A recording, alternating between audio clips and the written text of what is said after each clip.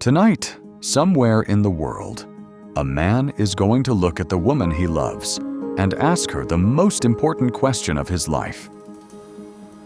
In his hands, a small box holding something meant to carry everything he feels for her. Inside it, a diamond. She will not need a single word to understand what it means, and neither will anyone watching.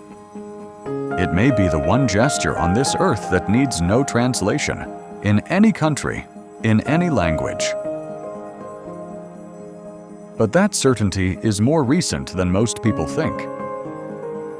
For most of human history, a diamond was never part of this moment at all. So what did people actually do before this? How did you prove a love that was real and a commitment that would last? Without a diamond, in most cases, without any ring at all. Every culture, in every century, found its own way to answer that question. That was true whether the culture was ancient, medieval, or modern. Each one was someone's honest attempt at the same difficult task. It took a feeling that words could not fully explain and turned it into something you could actually hold.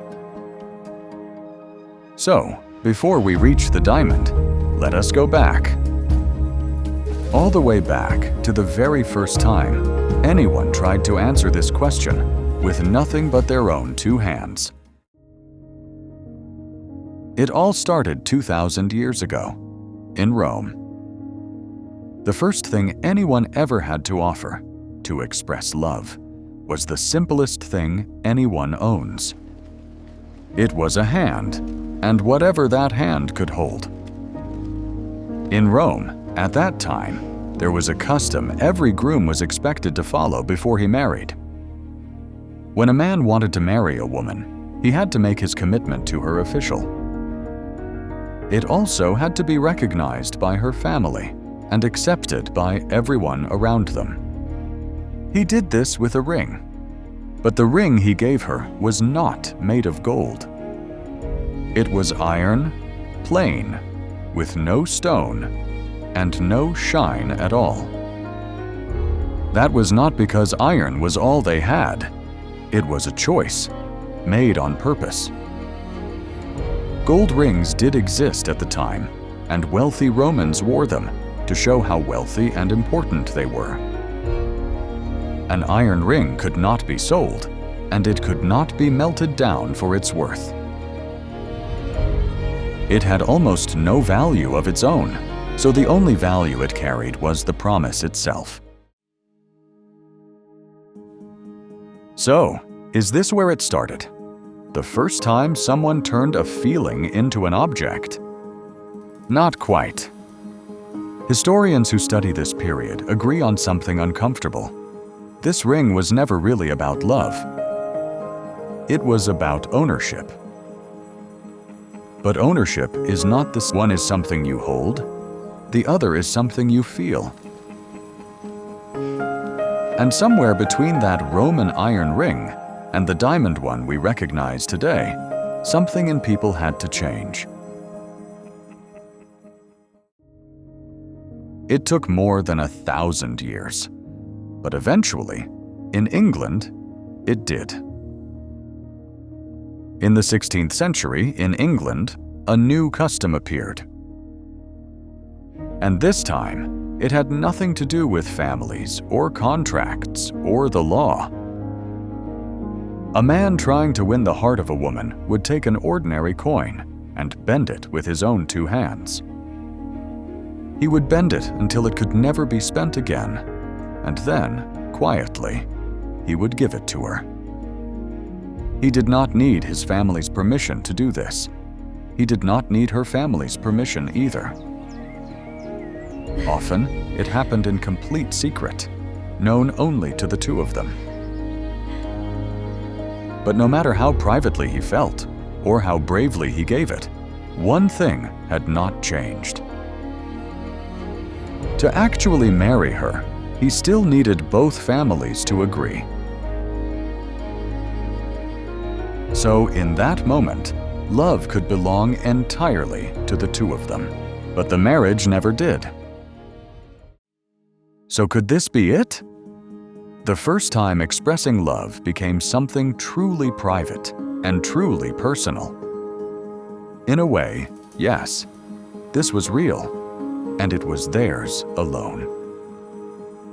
But a coin, even a bent one, was still just a symbol. Something standing in for a feeling, not the feeling itself.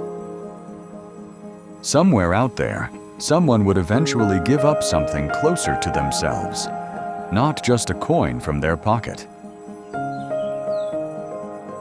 That someone turned out to live an ocean away, in a small, plain community with very different beliefs. In the 17th century, a group of English settlers, known as the Puritans, crossed the sea and built new homes in America. To the Puritans, jewelry was a way of showing off wealth, and in their eyes, showing off was something to be ashamed of, not celebrated. So when a Puritan man fell in love with a woman and wanted to marry her, giving a ring was simply not an option. Rings, in their community, were not just unusual, they were not allowed at all. But he still needed some way to express his love, something she could actually keep. So he gave her a thimble. This was not a decoration. It was a tool, the kind she would use every single day, sewing clothes, mending linens, running a home. This was not a symbol sitting in a drawer, admired and untouched. It went to work with her every day for as long as it took them to marry. And on the day of the wedding, something remarkable happened. She would take the thimble and quietly cut off its top. What remained was a plain metal band, and she would wear it from that day forward as her ring. So is this it? The first time, the object itself was something truly personal, something worn and used, not just given and kept. It is closer than anything before it. But look closely at what this thimble really meant to her. She carried it with her all day, every day, feeling him close to her, long before the wedding ever came. But a thimble was still something ready-made, something he simply found and gave. What if there was nothing to give at all? What if the only thing he had to offer was his own time? In Wales, starting in the 17th century, young men found their own answer to that question. When a man wanted to express his feelings for a woman, he did not buy her anything at all. Instead, he picked up a single piece of wood. And slowly, patiently, he carved her a spoon. Why a spoon, of all things? Plain wooden spoons were common in every home. Nothing special about that. But a love spoon was different. It was elaborately decorated, carved with hearts, chains, wheels, and personal symbols that only the two of them would fully understand. All of it done using nothing more than a simple knife, and whatever skill he had quietly taught himself. This was never a quick or simple carving. Some of these spoons took days to finish, others took weeks, worked on quietly, a little at a time, whenever there was a spare moment. And every one of those hours spent shaping the wood by hand was an hour spent thinking of her, and only her. When the spoon was finally finished, he would give it to her and wait. There was no pressure in this moment and no obligation. But if she chose to accept the spoon and to keep it, everyone around them understood exactly what that meant. It meant she was willing to let him try. So, is this it? Love expressed not through an object's value, but through the quiet hours poured into making it, close to something real? It is very close, but even this had a limit. A love spoon was carved to be seen, carried openly, shown to family, displayed sometimes for the whole village to notice. A love spoon was never meant to be a secret. It was meant to be seen and admired and talked about. But what if the opposite were true? What if the safest way to prove your love was to make sure almost no one could see it at all?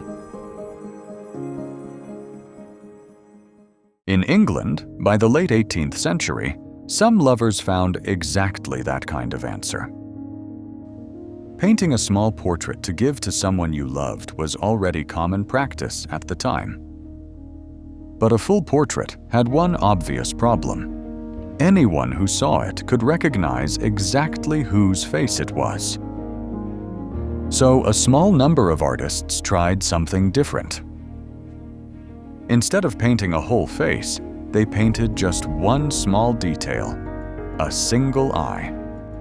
Just one eye, painted with extraordinary care, small enough to fit inside a locket. It showed so little detail that almost no one else could ever recognize whose eye it was. Only the person who loved them would know. This became a real fashion of the time, among people who could afford it. But one particular painting is remembered above all the rest. It was made for a prince, in secret. He had fallen in love with a woman, but his family would never accept her, and everyone knew it. So he sent her a single, tiny painting of his eye to keep hidden, close to her heart.